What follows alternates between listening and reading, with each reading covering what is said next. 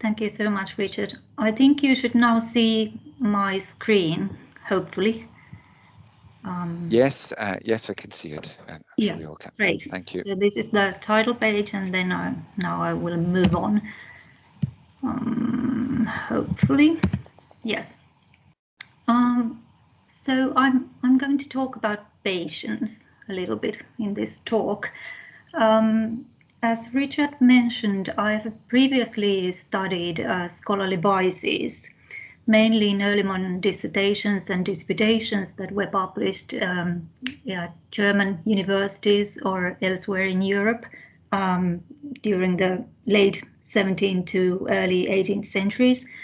And I focused on such vices as pride, desire for fame, curiosity, and this paper is a sort of spin-off from that previous project. The book on the vices of learning was published already in 2014. I would first give a brief overview of impatience as a scholarly vice, as it was discussed in these university dissertations, and then I will focus on the patience of the physicians, as this issue was discussed in one particular dissertation. It was thought that patience was manifested at least in 3 different situations related to the quality of the diseases, patient behaviour, and also the actions of relatives and other people surrounding the patients and the medical staff.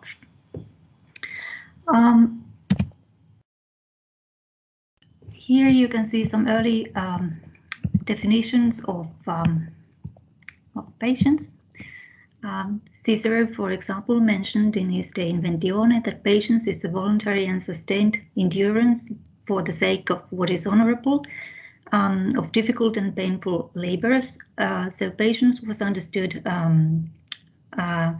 as endurance due to honesty or utility, and the purpose makes patience a moral virtue here. There must be some laudable aim in suffering, so that we can call it patience. Patience comes close to tolerance and endurance, but it has more intentionality in this understanding. Another classical definition was offered by Marsilio Ficino, who said that patience is a virtue that manifests itself in bene patiendo, in contrast to other virtues that are manifest in bene agendo. So that was his idea. I have to move this box a little bit, sorry. As for impatience, it was often as a scholarly vice, it was often related to curiosity and intemperance in the early modern period and in these dissertations on scholarly vices, because the passion for knowing was thought to be evident in too anxious and impatient desire for knowledge. Augustine was of course the famous figure here in his Confessions. He famously condemned curiosity as the lust of the eyes, which sought new experiences through passion for knowledge, and for him curiosity meant human beings desired to know merely for the sake of knowing. And many early modern critics followed this Augustinian idea and condemned curiosity on the basis of this Augustinian influence. They attacked bad curiosity in the sense of immoderation and intemperance, and also evoked many arguments familiar from the older polemics surrounding curiosity, including the immoderate and impatient desire to satisfy the lust of the eyes and the related principle of pleasure, which triggers man's desire to know. Impatience was also related to, thought to be one major reason for the bad quality of scholarly writing, as men announced their thoughts in public prematurely. For example, according to the Jesuit historian Daniele Bartoli, the resulting volumes were like mushrooms which grow up one night and rot the next. Another well-known critic, Gottlieb Spitzel in Germany, called books the children of the land, which was of course a popular phrase, but instead of becoming eternal monuments of honor, books became memorials to human pride when impatience drove authors to give birth to immature children. Impatience was also connected to ambition. According to a number of early modern critics, ambitious men worked constantly to extend their power, but didn't seek esteem through hard work or by practicing virtue, but instead their impatience drove them to take shortcuts. They looked for trendy topics, easy ways of earning merit. The lazy ones even bought their degrees with money, and so forth. In his dissertation devoted to title mania, Karl Heinrich Hege, for example, defined the desire for magnificent titles as a corruptive appetite of the learned, and he imagined that this vice was born when pride acted as the midwife and presumption of erudition as the mother, and impatience and recklessness as companions. So these university dissertations on scholarly vices were very polemical, sarcastic, satirical also in their sense, and they usually talked about of the learned in general, and then of course gave many historical examples and anecdotes of this vicious behavior. Impatience was also connected to pleasure. Here is only one example, a dissertation, again, here you can see the title, by Professor of Moral Philosophy at Jena, Johann Jakob Lehmann, and he wrote this together with Johann Wilhelm Rudolph, who was the respondent. And they stressed that self-love gave rise to the three specific sins: pleasure, ambition, and avarice, which affected rational judgment and argumentation. And they stated that men who sought pleasure were impatient, despised delay, and based their judgments on unessential points.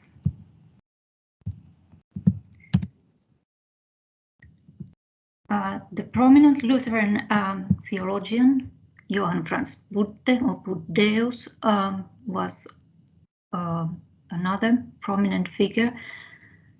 He discussed vices and weaknesses of the intellect and of the will, for example, in his large treatise on moral theology, Institutiones Theologiae Moralis, in which he stated that all the vices of the will originated in self-love, which gave birth to the three daughters of pleasure, ambition, and avarice, and all the remaining vices were then daughters of these three capital sins. He also commented a little bit on impatience when he suggested that men should fight against self-love and pride by developing the virtues of humility and patience. These very originally religious concepts and virtues were thus employed also in intellectual criticism. And for him, patience was one major effect of the abnegation of oneself, one's needs and interests. He said that people who expect nothing or didn't consider themselves entitled to specific credits are patient, even if they do not receive riches, pleasures, or glory or something they would like to have. It's easy to bear patiently any lack of these benefits then. Whereas in contrast, people who think they are being abused if they don't receive the benefits and apparent goods they want, they find the situation offensive, and this results in impatience. Budde underlined that patience in this sense didn't merely mean endurance of injustice or afflictions, but endurance in case of any disadvantages encountered in life. He also referred to the book of Job for the church fathers. Job's characteristic virtue was, of course, his patience. Job served as the exemplum of a man who didn't lose his faith, but remained steadfast in piety and preserved a certain peacefulness of mind, even in the midst of extreme affliction. This idea relied on Augustine's view, who he said in his De Patientia that by patience virtuous men tolerate evil things with an even mind, and the exemplary figure of this virtue was, of course, Job, who, bearing in his flesh his own pains, preserved patience, although he lost all that he had. Immanuel Kant, in contrast, said that patience actually was not the main virtue of Job, but it was his Aufrichtigkeit, his, in a way, his sincerity in his confidence and in his idea that he had not committed any sin, and in his truthfulness in a way. So Kant opposed this previous interpretation of Job's virtue, but that's another issue. Well, then I will move on and focus on the medical dissertation that deals with patients. You can see the title page here. There are other texts as well, but I am not yet very familiar with them. But this, I will give this one example of the patients of the physicians. This dissertation was written by Johann Gottlob Hertel together with Christian Jacobi as the respondent. The dissertation was published in 1724 in Altdorf.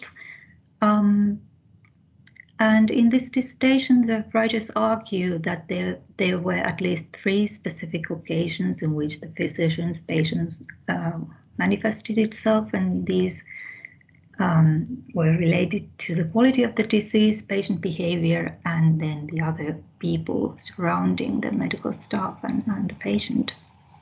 The term in this dissertation is typical to these university dissertations and disputations.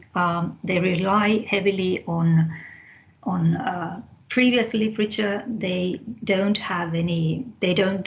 rely on empirical evidence, but on previous medical and philosophical literature. There is a normative tone here. They give instructions on how to interact with patients. Firstly, they say that diseases require patience on the part of the medical staff because there are some features or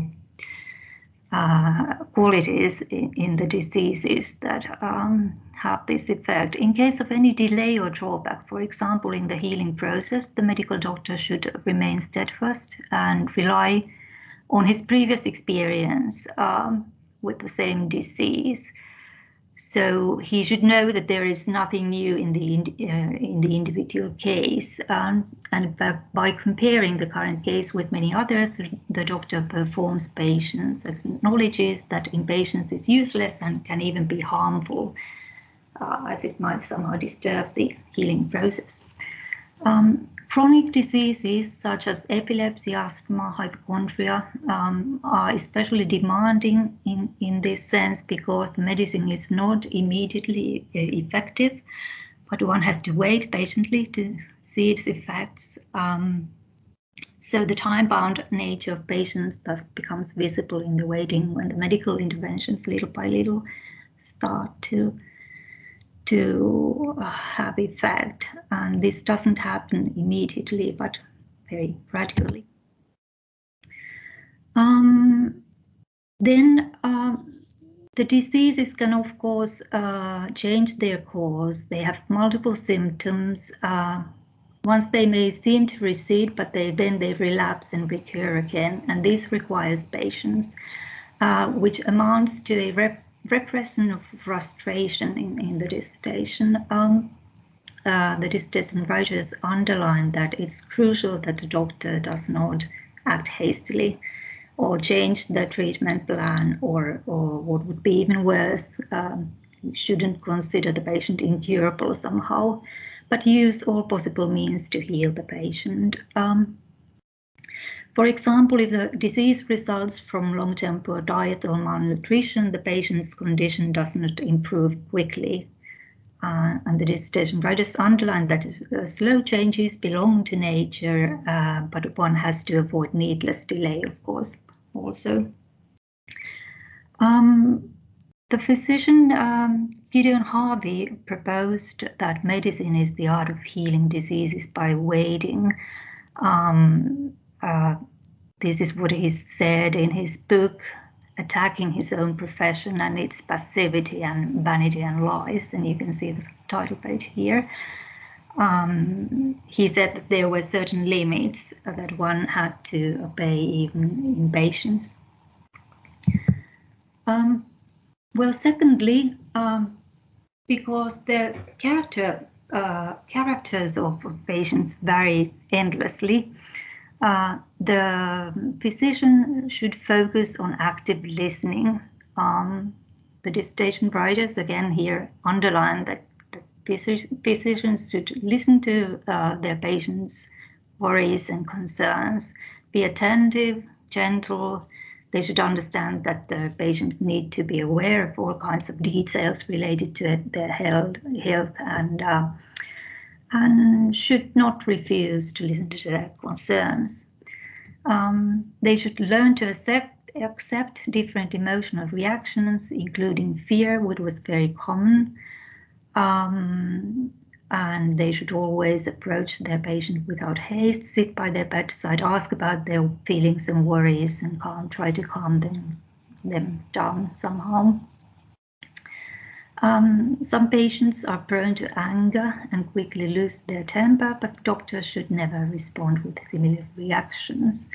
The dissertation underlines that doctors should somehow perform stoic patience, and they quoted Seneca's epistle, which recommended that a good man shall obey the gods and not blaze forth in anger and at sudden misfortunes or deplore one's lot, but patiently accept fate and obey its commands. And thirdly, then there were these surrounding people, for example, the patient's relatives and friends or servants, or then also the younger colleagues of the physician, and whose presence also could be demanding somehow. The relatives, for example, were usually inexperienced. They didn't know so much about medical issues, so the doctor had to instruct them patiently in elementary care. Or there might be people surrounding the patient who considered themselves somehow wiser than the doctor, disobeyed his orders, took too much responsibility for the care for themselves or something like that. So doctors had to be prepared to deal with those kinds of people as well. Also, younger colleagues could test one's patients, but older colleagues should help the younger ones develop and tolerate their small mistakes patiently, instructing them, confirming their minds so they develop in their profession. And so that they become better doctors also. So there were all kinds of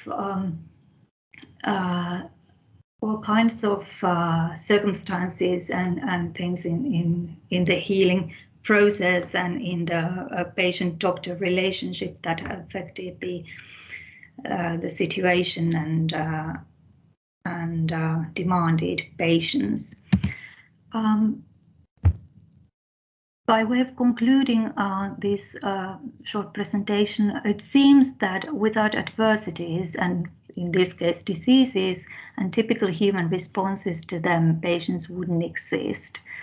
So patience is a virtue which is negatively established here, and its opposites seem to be at least, or include at least, frustration, anger, loss of control, loss of temper, things like that.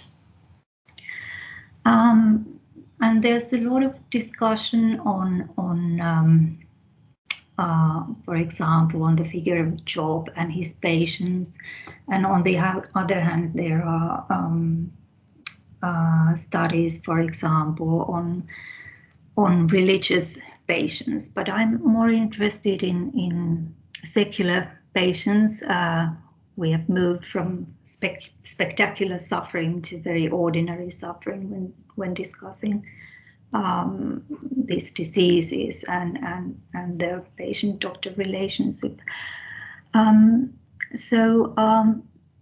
haven't been working on this topic very much yet, so I would very much welcome any suggestions for further reading, which would be somehow related to these to the virtue of patience, of course, but also to virtues and vices that are specific to certain professions. There are dissertations that deal with virtues and vices that are characteristic of historians, for example, or astrologers, or so forth. But at the moment, I'm interested in the medical stuff. So here you can see some of my references and bibliography, and I look forward to your comments and ideas.